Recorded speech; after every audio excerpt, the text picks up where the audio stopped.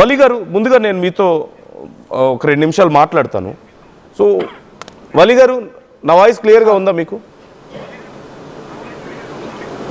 వినపడుతుంది సార్. మీరు ఇప్పుడు ఎలా ఉన్నారు? నేను బాగున్నా సార్. అంటే ఎలా ఉన్నారు అని నేను ఎందుకు అడుగుతున్నానంటే, ఇంత పెద్ద గందరగోళం తర్వాత మీ పరిస్థితి ఏంటి అసలు? అంటే మిమ్మల్ని ఆ జాతరలో అంతమంది వచ్చి చుట్టుముట్టి అంత గందరగోళం జరిగింది. ఆ తర్వాత ఏమో చాలామంది పెద్ద పెద్ద వాళ్ళు వచ్చి కలుస్తున్నారు, మీరు చేసిన కోవబన్ తింటున్నారు, మాట్లాడుతున్నారు. సో ఇదంతా చూసిన తర్వాత ఇప్పుడు మీ పరిస్థితి ఎలా ఉంది అసలు?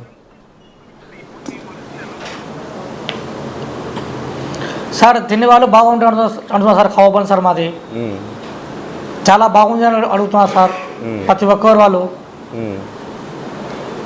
మీకు ఇప్పుడు ఏమైనా బాధ కానీ టెన్షన్ కానీ లేకపోతే ఎలా ఉంది అసలు మీ పరిస్థితి? మానసికంగా మీ పరిస్థితి ఏంటి? మీరు నార్మల్గానే ఉన్నారా? నేను ఉన్నా సార్. సార్ మాకు కోరిక ఏమంటే సార్, ఏడైనా వ్యాపారం జరగాలని కోరుకున్నాను సార్. నేను ఏడైనా పోయినా కూడా, ఎక్కడికి వెళ్ళినా కానీ గుర్తుపడుతున్నారా మిమ్మల్ని? అవు సార్, మా సరిగ్గా వ్యాపారం జరుగుతుందా సార్ మాకు ఏడైపోయినా కూడా. అంటే బయటికి వెళ్ళినప్పుడు ఏమంటున్నారు వలి గారు మీతో? ఎలా రెస్పాండ్ అవుతున్నారు? బయట జనం ఏమంటున్నారు మిమ్మల్ని చూసి?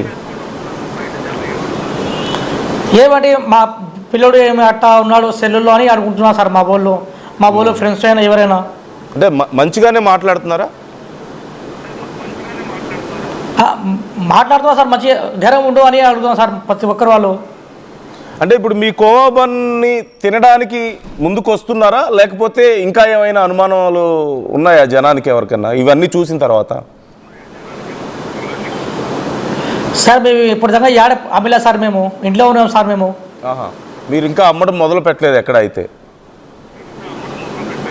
లే సార్, ఏడికి పోలేదు సార్. మేము అంతా సెల్లులో ఉంది కదా సార్ అంతా. అవును. అంటే ఇప్పుడు రేపు మళ్ళీ ఇప్పుడు కాకపోతే ఒక 4 రోజుల తర్వాత అయినా మీకు జీవనాధారం ఇదే కదా, ఇది ఈ పని చేసుకొని మీరు బ్రతకాలి కదా. సో మీరు వెళ్ళగలిగే పరిస్థితి ఉందా మీకు? అంటే ఆ ధైర్యం వచ్చిందా మళ్ళీ వెళ్ళి అమ్మడానికి? సార్ తెలుగు రాష్ట్రం, ఆంధ్ర, తెలంగాణ వాళ్ళు అంతా సపోర్ట్ చేస్తున్నారు సార్. మేము అబ్గరీ భాష అని అడుగుతున్నాం సార్. మాకి